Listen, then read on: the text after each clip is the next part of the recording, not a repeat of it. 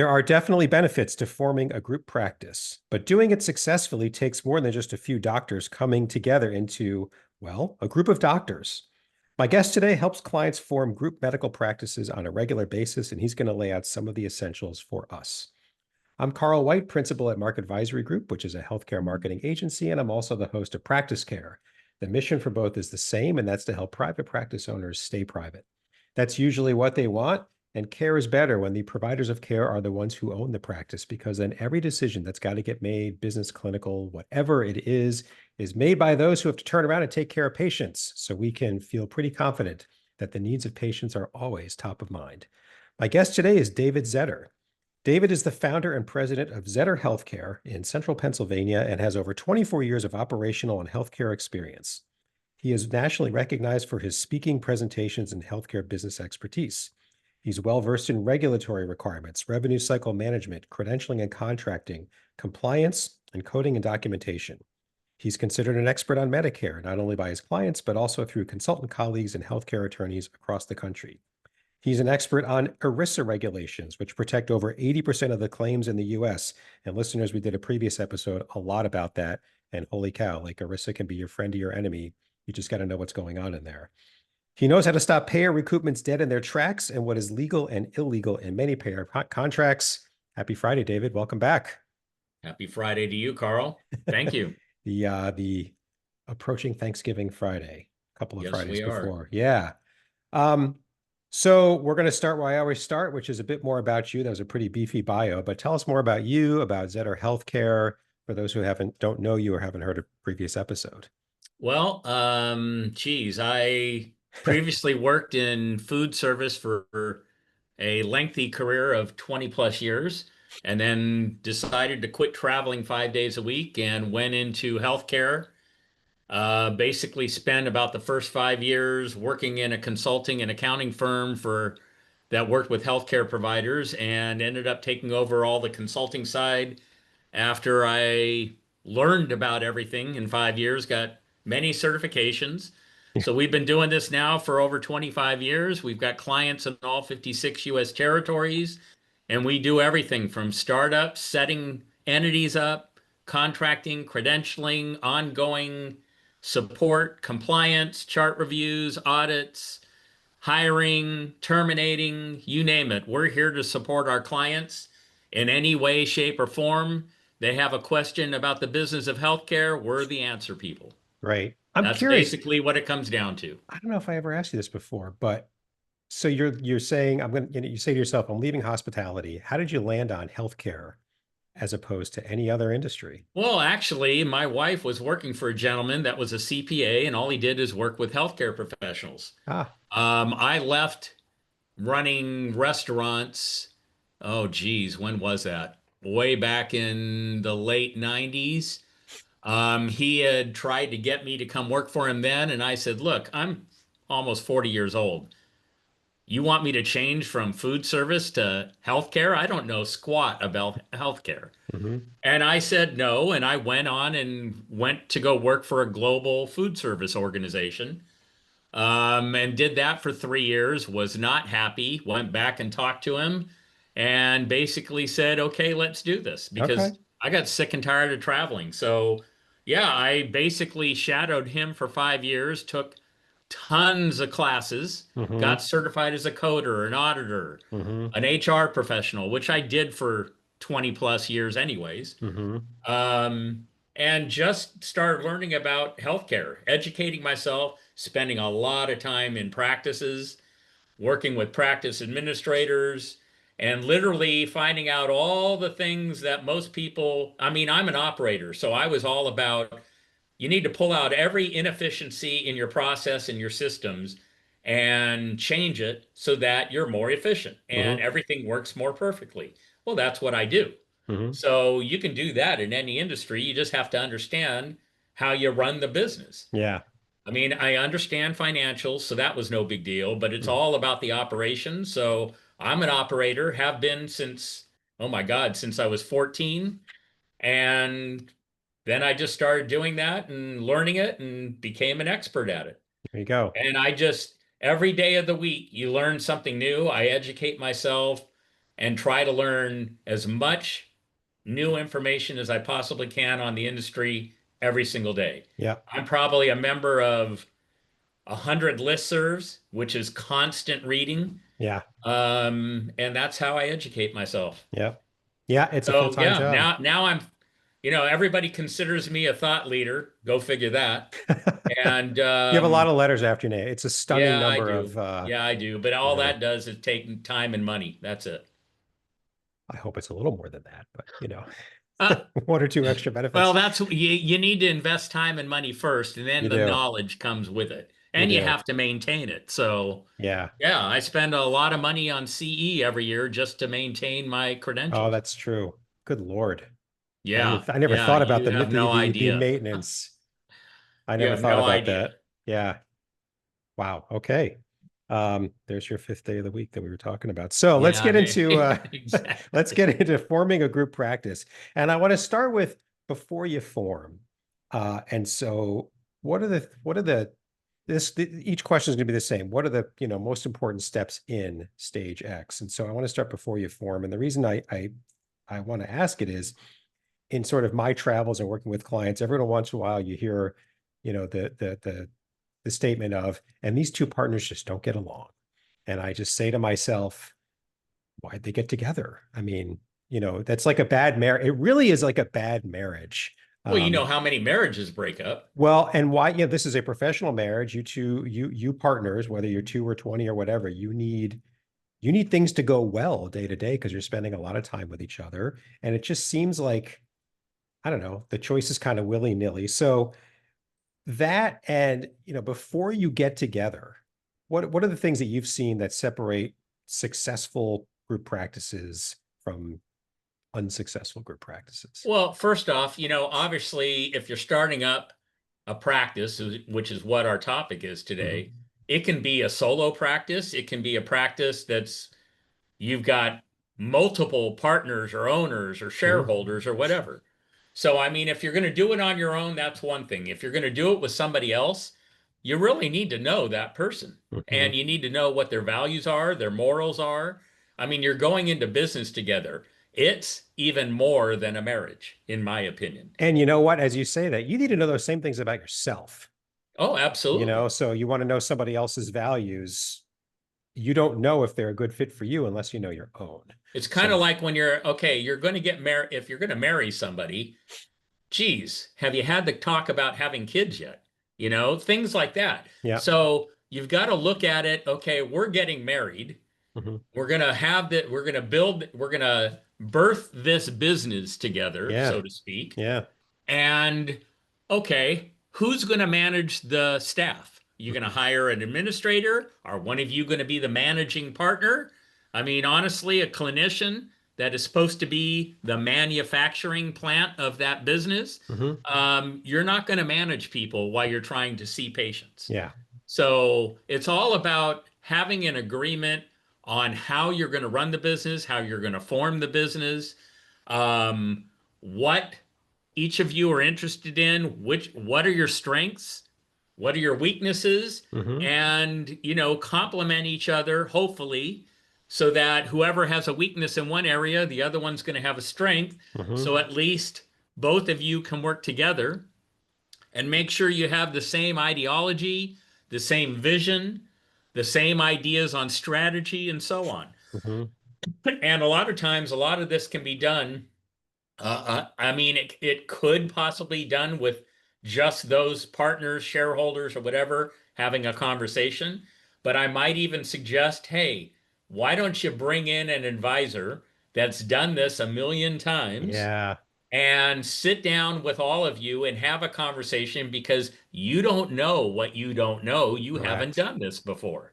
Yeah. And somebody that's an advisor or consultant that does has done it. I mean, like myself, I've done it a million times.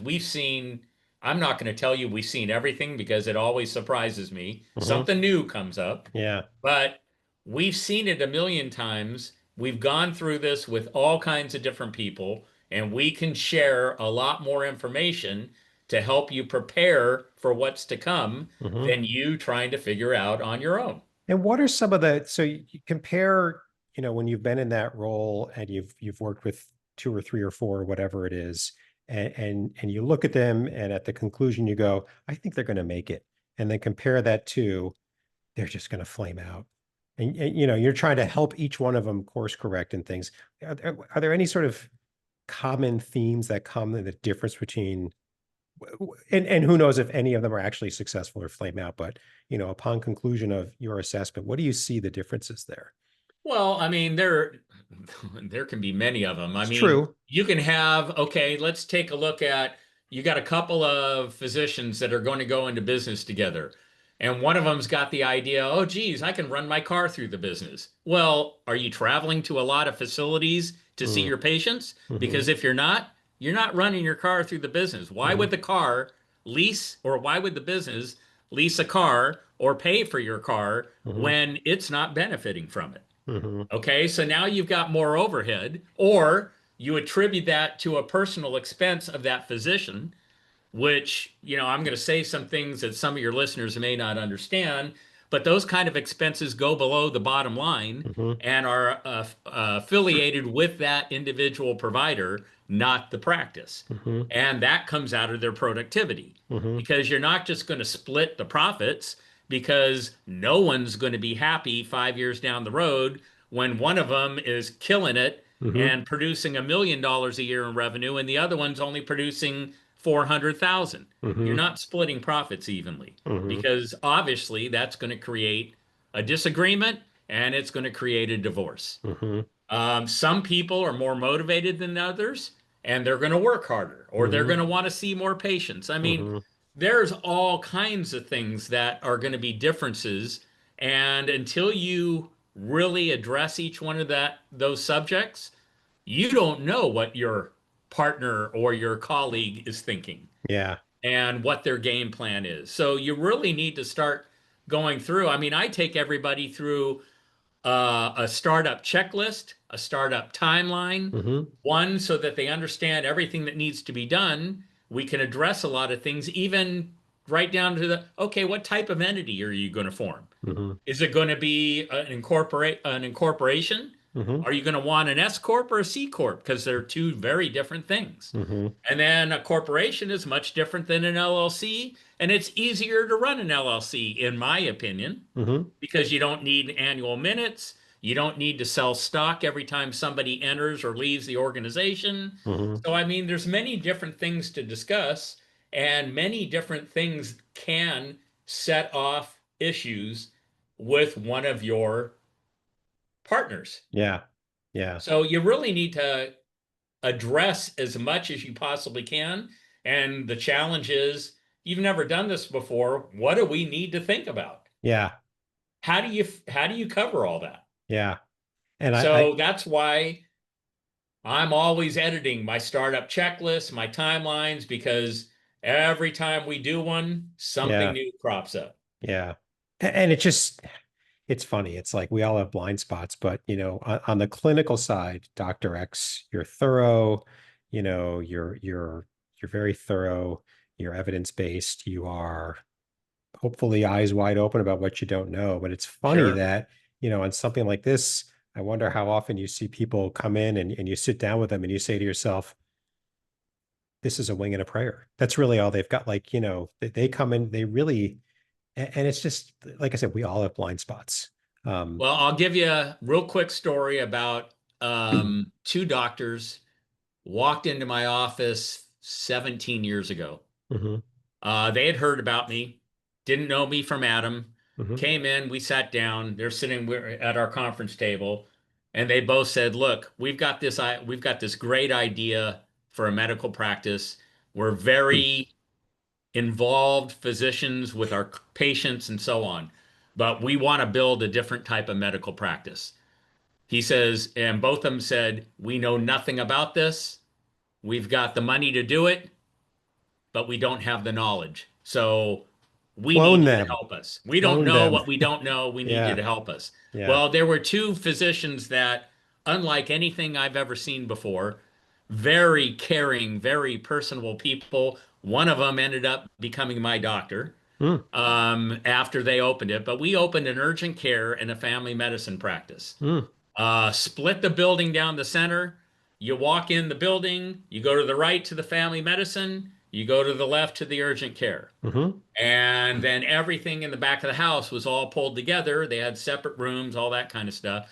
But they basically said, look, we need help doing this, but we want to set up a practice that isn't chaos when a patient walks in. Mm-hmm. You don't hear phones ringing all over the place. We want it tranquil. We want people to relax when they come in. We want it to be pleasant. We want it unlike any other medical practice that you've ever developed. Mm-hmm. So we put in a waterfall. We Mm-hmm. put in a lot of stuff that looked like the outdoors, a lot of stone, a Mm-hmm. lot of wood, just the whole design, the layout, all of this. And just that these guys were calm people, very interested in your care, interested in your future, things like that. And they wanted patients that were going to be totally involved in their healthcare. Mm-hmm. So we set it up. We even set up a name that basically reflected what they wanted and what they were going to do. So we sat down and we spent probably a couple of months planning all this out. Mm-hmm. They just sold it, and they Hmm. sold it to an urgent care practice that everybody knows all over the country now. It's called AFC. Okay. They did very well in selling it, and now they're going to retire. Mm-hmm. But they did a great job. It was one of the first urgent cares in the area. And then, of course, they popped up left and right. But I mean, two great quality people. They were already friends, so they knew each other pretty well. Mm-hmm. And they had a vision of what they wanted to create. And they had been talking about this literally for years before they did it. Yeah. And they came together. One of them was working for Hershey, another one was working for an ED, and they came together, formed their own business, and then went from there. And I mean, very Yeah. successful, great people, Yeah. And but they did it right. yeah. And there's a few And they things I knew what they hear. didn't know, and they went out and Yeah. sought advisors in order to make sure they were making the right decision. Yeah. And there's another element in there about vision, which is there's an unmet need in the market. And I got to tell you, listener, you only know that if you've lived in that target market area for some time and you really know the competition.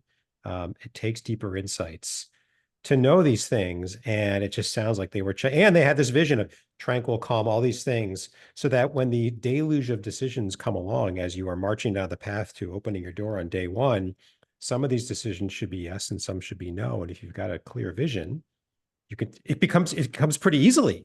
There's no way we do that. That doesn't fit. But if you don't, then yeah, you're leaving strategy and you're entering the world of hope, and they're different. Exactly. Very cool. So let's keep marching down the sort of timeline path. So now you've picked your people, you've got your vision. Maybe it's more sort of like, the brass tacks, but the essential parts of forming and setting up. I know it's a very long list, but if you could pluck a few of the really, Oh yeah, you know, it is a very long list. you've said And your it list. keeps I've heard getting you speak. longer It's every like time I do one. it's approaching a couple hundred steps, right? Or tasks But or first of things. all, let's talk about planning and strategy. You've got to, we talked about defining your vision and services, what type of practice, Mm-hmm. who your patient population is going to be. Mm-hmm. Everybody always asks, okay, I need to do a feasibility study. Oh my God, are you really going to spend 30 to 40 grand to figure out whether your practice is going to be successful? Nobody's going to predict that. Yeah. All you need are rooftops. Yeah. You need rooftops near you. You need people to be able to access you easily. And then you need to make them aware that you're out there and ready to take on patients. And please survey the area for competition. I know I say this a lot, but I just had a recent client experience where that was not done. And this person continues to march down the path. Within 5 miles, there's about 30 competitor Yeah, but that doesn't physicians. always mean a lot because In this case, it nowadays, did. In this most of case, it those did. competitors aren't taking new patients. And when they do have an appointment, it's scheduled out 3 to 4 months. Could So, be. I mean, that's some of But you the, should know that. You should yes, have you some do need to idea of know that. that. You should have some idea of that. So Yeah. know your competition. Yeah. You know your Yeah. competition, know what's surrounding you, but you don't necessarily need a full blown. I don't ever, I've been doing this 30 years. Hmm. There isn't one client that's ever done a feasibility study, Yeah. and I've only had one client that has closed their practice because they didn't do what they intended and they Hmm. didn't listen. Hmm. So you don't need a Yeah. feasibility study in order to build a medical practice and be successful. Hmm. You just need to know what your game plan is. Hmm. So with that, it's all about understanding the services you're going to offer. What ancillary services are you going to do? Hmm. If you're going to be primary care, okay, you want to know how much revenue you can generate by doing preventive care, by doing other things like chronic care management, transitional care management, Hmm. remote patient monitoring. You do preventive services that Medicare pays for, especially if you're an internist. Heck, a normal practice that has about 30% Medicare payer mix, Hmm. patient mix, Hmm. they can add a good $200,000 to $300,000 in top line revenue, which should drop directly to the bottom line, and the physician hardly has to do any of the work. Hmm. Your staff is doing most of the work. Hmm. So, I mean, there are many things that you could do to generate a business plan that's going to be successful. Hmm.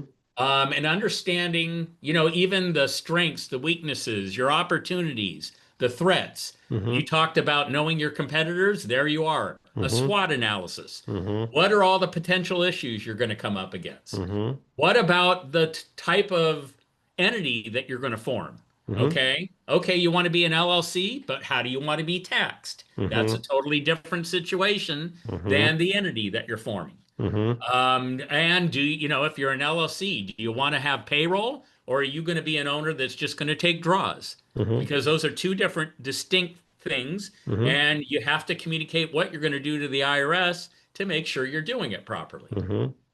Are you going to need a budget? You're going to need a budget, but are Hmm. you going to need financing? Or Hmm. are you independently wealthy enough to set up your own practice? And if you're only setting up a primary care practice, heck, you can do it for under $100,000 and you don't need a massive line of credit either. You're going to Hmm. need one, but Hmm. you're not going to need a huge one. Hmm. So you can set up a practice for just a little amount of money, or you can set up a Taj Mahal that's going to cost you an arm and a leg, which Yeah. I wouldn't advise. No.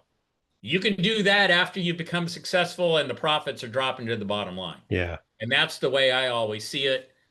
Set up a cost efficient practice initially, Yeah. get your feet situated, get your patient base situated, and then you can add in better equipment. I mean, even when you start up, you can go out and find used equipment at places all over the Yeah. country where you're Yeah. paying a dime on the dollar for the equipment Yeah. and it's still in great shape. Even like exam tables. Do you really need a new one right away? There's plenty of good Oh, those used. things are They're thousands of pricey. dollars. They are. But why'd you get a used one? I mean, patients exactly. Like Yeah, patient's yeah. not going to know. Not going to know at all. Nor will they choose you or not choose you based on the quality of your table. And then Yeah. here's the other thing, I mean, I set up an OBGYN practice about, oh my gosh, 15 years ago. Hmm. And all the doctors wanted their own offices. So they had to build a much bigger space. Well, they went bankrupt 3 years later because you're talking eight physicians. They had eight physician offices. And how much time are they Okay. How spending? do As any stupid of as those it. generate revenue? Yeah, exactly. I mean, and they're not even sitting in them most of the day. That's where I was going. So it Yeah. made no sense. Yeah. We nowadays you build cubbies where you can do your dictation. You have one office that every physician can use when they need to. It's all about figuring all these little things out. I mean, even to the point on, okay, what are going to be the expenses that we're going to provide for each owner or partner Hmm. that the practice is going to pay for, and which ones are going to be owned by each provider as a Hmm. personal expense. Hmm. So, are you going to lease? Are you going to buy? Are you going to build? Hmm. Who's going to negotiate your lease? Who's going to negotiate your renewal options? Hmm. I mean, there are so many things you need to cover. Yeah. So there's a lot to discuss, a lot to be aware of. And again, if you don't have the knowledge, then find it because you can make a lot of errors if you don't know what you're doing. Yeah. How much rule of thumb? How much time would you say the smart partners should give themselves to kind of go through this, go through it thoughtfully, before, you know, you sign a lease, like really start to put money down, just so that to the point of, sort of to the point of no return. There is not actually that point, but you know what I mean? Yeah, well, if you're working with a partner to set up a practice, Hmm. you can be prepared to do it in a week, or it could take you a couple of months, depending on how many people there are and everything that you need to go I through. like, some of these decisions that you sort of laid out, like how my DNA is to be a planner. I like to my point of view is let's know the knowables. Why not? And yes, theoretically everything's knowable, but it's not worth it. But let's know the knowables. And if you don't know what you don't know, you're gonna so like how it takes time to know the knowables. Right. So one of the first things I'll do is if I've got two physicians that came to me about a month ago Hmm. and they want to set up a practice. They're both employed, separate employers, but they're coming together, going to form practice. So I said, okay, they became a client, sent them an engagement letter, and then we scheduled a time to kind of review a startup checklist, a timeline, and just discuss what their game plan was. Hmm. Well, they didn't have a lot of ideas because that's why they came to me. Hmm. So we went through the whole startup checklist Hmm. and basically from that checklist, I kind of gleaned from each one of them what their values were, what their interests were, what they wanted to accomplish. Both of them learned from each other by being on that call. Yeah. And then we went through everything from, planning and strategy, location and facility, legal and compliance, technology and systems, Hmm. finance and billing, staffing and operations, marketing and patient outreach, pre-launch and then post-opening. Hmm. So we went through everything on my checklist. And some of the things were, geez, I never even thought we'd have to even know anything about that. Hmm. So they really gleaned a lot from it. They were able to make decisions on what kind of assistance they needed from us. Hmm. We were able to determine what other vendors I needed to refer them to that they would need to work with. Like even they wanted to lease space. I referred them to a vendor that you and I both know Yeah. that does it all over the country and they're experts at medical office space, Yeah. and referred him to them and told them you're not going to pay them a dime. Hmm. They're going to do it all for you for free. The Hmm. landlord will be paying them, but you're not going to have to. Hmm. So they love that. Sure. And this vendor is going to help them figure out the best options. They're going to negotiate the best deal for them. Every client I refer to them brags about them. Hmm. So referring them to proper vendors that are going to, that are trustworthy and are going to help them, Hmm. and then put them on a timeline so they know what needs to happen and when. But even more importantly, what they appreciated, and they said this to me, is that you even suggested to us these areas and tasks that need to be done that we can do on our own, Hmm. that we're not going to have to pay somebody to do, Hmm. and we feel comfortable in doing it because you're advising us on what needs to be done and when. Well, the value is by doing some stuff, you learn more, which Oh, is absolutely. beneficial for the owner of anything. Absolutely. Yeah. So that session took us 2 hours, Hmm. and they Oh. learned a lot from that 2 hours. Hmm. But we're also going to have ongoing conversations that when problems creep up, Yeah. whether it's in the startup process or even after they open, Hmm. they're going to learn from each other still because we're going to come together, have a conversation. When they have questions about something, I advise them, look, let's copy each other on those communications. Hmm. That way, your partner knows what questions you have and is learning from the answers as well. Yeah. Because just because you have that question doesn't mean your partner doesn't have it as well. It's like a private listserv. Yeah. Yes. So share this information with each other. Hmm. Don't be afraid to, release to your partner that you don't know this information, Yeah. because you don't know a lot about this whole process. Hmm. It's very rare that any provider does, Hmm. and it's a new situation. So Yeah. invite the new information and gather as much as you possibly can Yeah. so you learn from it. Yeah. It strikes me that like, if So listeners, if you're listening to this and you currently are employed and you've only been employed and now you want to open your own thing, please just be honest with yourself and say, I probably don't know much of what it takes to own something and run it because I haven't done it before. So unless you have somewhere else in your past, but Yeah. yeah. And then, the biggest thing, some of the big things that you need to be aware of. So we talked about a startup checklist and, all the tasks that need to be done. But a successful practice, what really makes a successful practice is one, buttoning down what your game plan is, Hmm. but then having good contracts and having somebody reliable do your credentialing, because that's where the rubber hits the road. Yeah. That is your contracts. You mean your For the insurance most company part, you contracts? contact a payer, they're going to hand you the worst contract you've ever seen, but Hmm. you're not going to know the difference. Right. And additionally, ensuring that all your services are contained in that contract and Hmm. covered, Hmm. understanding what you're going to get paid for every one of your services by CPT code. Hmm. So you need somebody that's going to guarantee you they're going to get you decent contracts. Hmm. You're going to get a chance to review it, understand what those contract terms are, and be knowledgeable about it. So you need somebody that can educate you on that Hmm. and help you make the right educated decision. Yeah. Should I go back and renegotiate this? Should I say, no, I'm going to walk away from this because they aren't willing to pay me what I'm worth?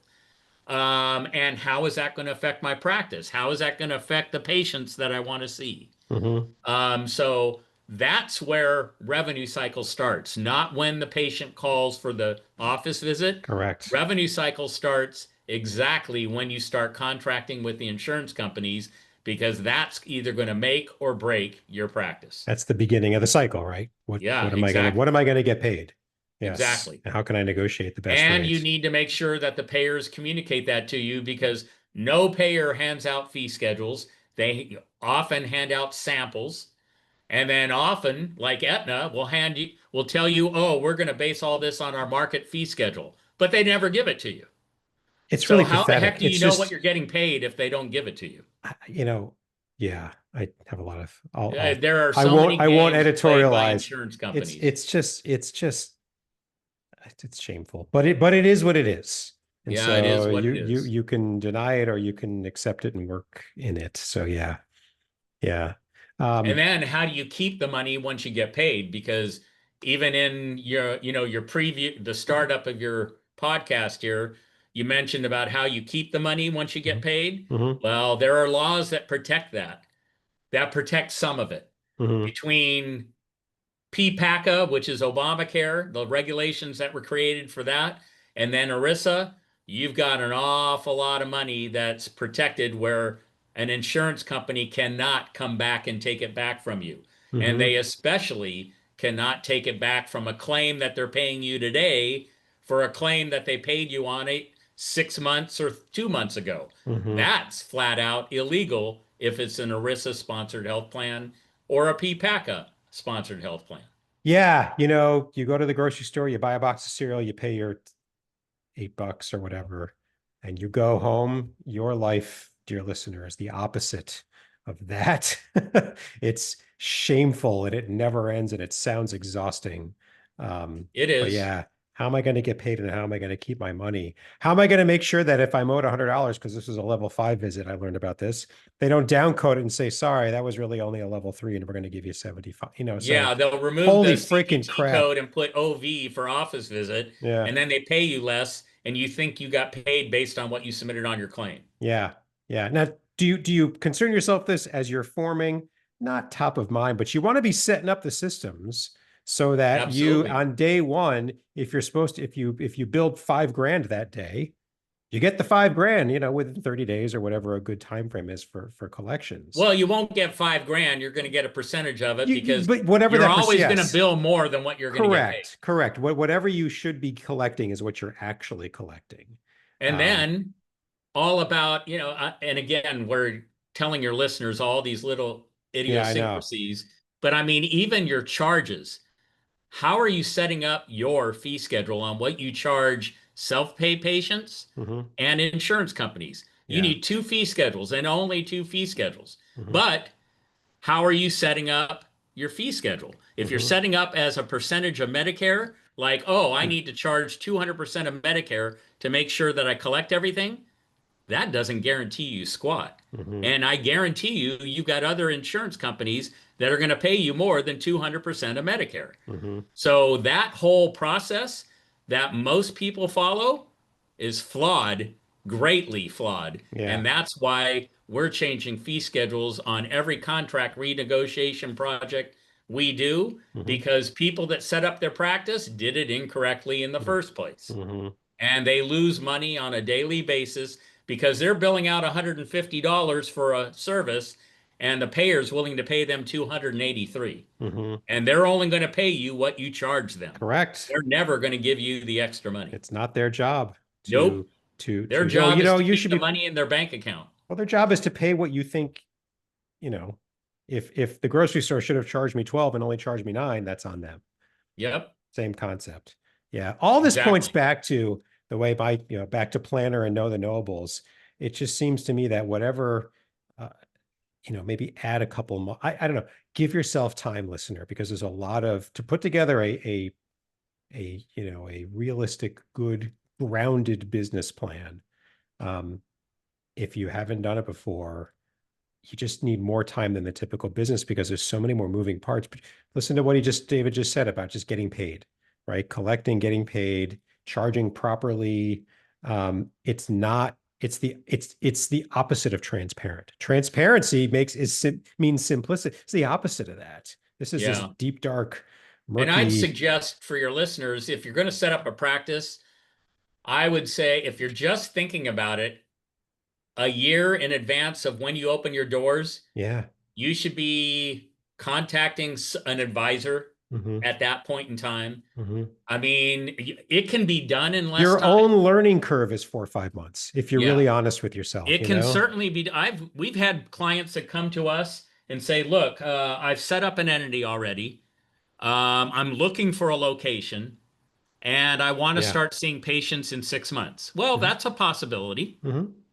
but it's also a possibility that it's going to take longer. Hmm. It all depends on how lucky you are at finding your space Yeah. and getting everything done. Yeah. My suggestion is, if you're starting a year in advance, that's a good time frame. Yeah. The bigger the operation is and the more partners you have, the more time you need to add to that. Yeah. But a year is a good time frame. Um, Possibly 6 months, but you should really start your credentialing and contracting 6 months before you open your doors. Yeah. Even though some payers are going to tell you you're starting too early, you're not going to tell them the day you're opening your doors. Right. You're going to do everything based on your timeline and your task list. Yeah. You don't do it based on what the insurance company wants. Yeah. And And you're going to withhold some information so mhm. that you can get them to do what you need them to do when you want them to do it. Correct. Correct. And you're not setting up a hobby, you're setting up a business that you hope will become your career for the rest of your days or until you decide to do something else. Give it the time it deserves. Yeah, Um, and you didn't think about this. This whole business is going to help you fund your family, yeah. fund your child's education, Yeah. fund your retirement. This is serious It's stuff. this. You have a vision. I mean, give Yeah, it the, give it the time it deserves. and a year, you got to have stamina and persistence and get ready to be told no or throw a loophole or whatever. Just keep going, but give it time. Better to be early. Yes. So you could tell, just like what David said, you tell the insurance company what they need, what you need them to know. So look, if they finish early, awesome. You know, good, not even a problem. But you got to know how to work this game. So Absolutely. as always, we covered a ton. Anything, you know, really critical you think we missed? I'll leave your listeners with this. My advice is always, if you have not done something before, find somebody that has, Mm-hmm. vet them properly. So in other words, just because you find a consultant doesn't mean they know what they're doing. Mm-hmm. There are many of us Oh out my there that God. aren't educated, that are Yes. just starting out, and they're going to fake it till they make it. Yeah. You do not ever want to be the guinea pig. Yeah. So find somebody, check references, If you called Zetter HealthCare, and you wanted some services from us, I'm gonna hand you a ton of references. You can call all of them. You can see video recordings of Hmm. clients that we've worked for before that wanted to provide us testimonials. Hmm. You need to validate that that consultant or advisor knows what they're doing. Otherwise, you've just jumped in bed with somebody you have no idea about. Yeah. Yeah. Yeah. And, there's step one. So if you said, I'm going to give myself a year, but it takes you 3 months to find you, well, I mean, that probably wasn't part of the year. So, Exactly. go slow to go well. Is that really the best place to start? That the final question I always ask is where can a listener get started? Something simple to get off the starting line.